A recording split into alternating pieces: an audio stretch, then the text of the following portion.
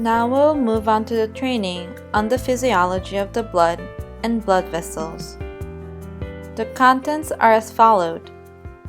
Let's look at them one by one. There are 3 layers in the blood vessel wall: the intima, the media, and the adventitia.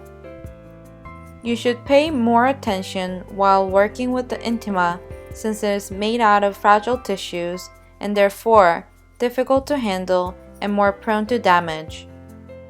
The endodermis, which is a type of tissue forming the intima, originated from the hemocytoblasts.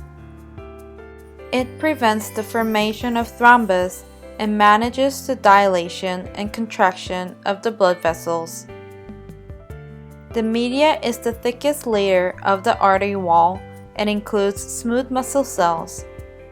Hence, it can control stronger dilation and contraction of the blood vessels. The adventitia includes the vasa vasorum and therefore provides oxygen and nutrients to the vessel wall. Abnormal vessels can be detected under the microscope. An ideal artery for reliable anastomosis has clean cross-sections from where the blood flows out. 2 types of fluid resistance affect the blood flow.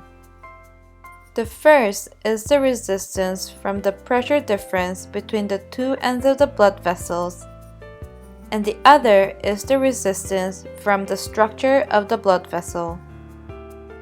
A normal blood flow is a laminar flow where the velocity is low near the wall and is the fastest at the center of the vessel, forming a parabola. Turbulence occurs if this laminar flow is interrupted and resistance increases.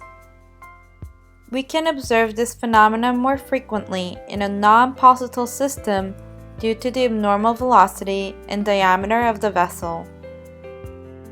One of the factors affecting the blood flow is the external compression.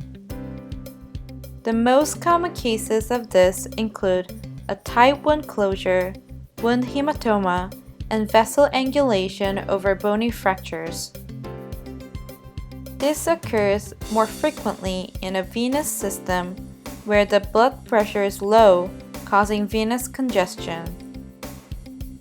Furthermore, it is known that infections can affect the patency of small vessels. Vasospasm is another major factor that affects the blood flow. It is in fact a natural protective mechanism of the body to decrease the blood flow in a damaged vessel. In a normal vessel, thrombus doesn't form during a spasm. However, in the case of a severe vasospasm, the blood flow decreases for a long period of time, causing thrombosis and phlebic ischemia. Low body temperature, low blood pressure, sympathetic nerve response to injury, and vessel damage are other causes of a vasospasm. Typical treatments for a vasospasm are mechanical dilation using dilating forceps and hydrodistension using saline or heparin. Medications such as lidocaine and piperacin can be prescribed.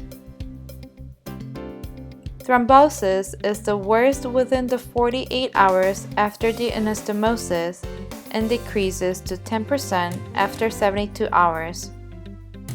It can occur if the vessel is twisted or pinched due to any external pressure. Other causes are the formation of eddies due to any errors made during the anastomosis, damage to the vascular endothelial cells, and hypercoagulability. To decrease blood cell aggregation and blood viscosity, the following medications can be injected systematically or locally. A low dose of aspirin or dipyridamole is used for the antiplatelet purposes. Heparin and low molecular weight heparin are examples of an anticoagulant.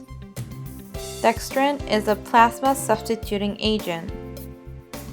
Streptokinase, urokinase, and RTPA are examples of fibrinolytics.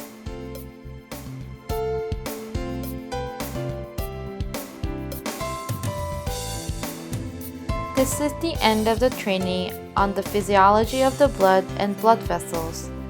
Thank you.